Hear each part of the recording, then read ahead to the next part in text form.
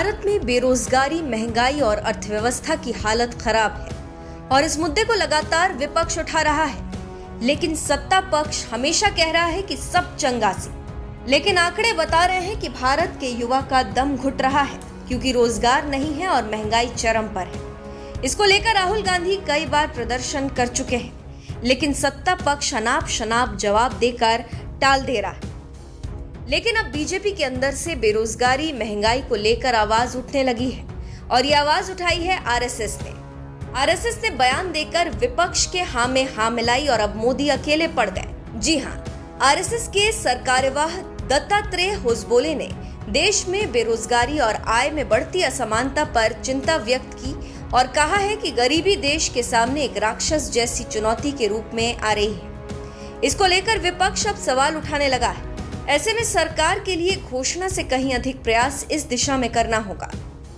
दत्तात्रेय होसबोले ने आगे कहा कि हमें इस बात का दुख होना चाहिए कि 20 करोड़ लोग गरीबी रेखा से नीचे हैं। वहीं 23 करोड़ लोग रोजाना 375 रुपए से भी कम कमा रहे हैं। गरीबी राक्षस जैसी चुनौती है और ये महत्वपूर्ण है कि इस दानव को खत्म किया जाए। दत्तात्रेय होसबोले ने कहा कि गरीबी के अलावा असमानता और बेरोजगारी दो चुनौतियां हैं जिनसे निपटने की जरूरत है।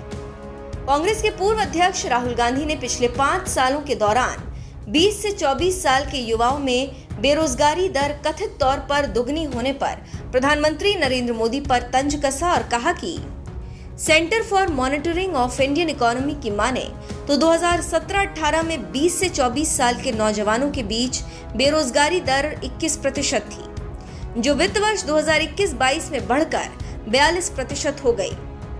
हाल ही में कांग्रेस के पूर्व अध्यक्ष राहुल गांधी ने प्रधानमंत्री नरेंद्र मोदी द्वारा मध्य प्रदेश के कूनो राष्ट्रीय उद्यान में नामीबिया से लाए गए चीतों को छोड़े जाने पर उन पर निशाना साधा। राहुल गांधी ने कहा कि 8 वर्षों में 16 करोड़ रोजगार क्यों नहीं आए। तो इससे आप समझ सकते हैं कि अब राहुल गांधी और आरएसएस एक ही मंच पर है और एक ही भाषा बोल रहे हैं। इससे मोदी सरकार की टेंशन बढ़ गई है और रोजगार और महंगाई पर दबाव बढ़ गया है।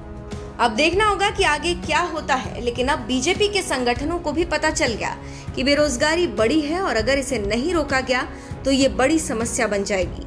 अब देखना होगा कि सरकार क्या करती है और क्या जवाब देती है।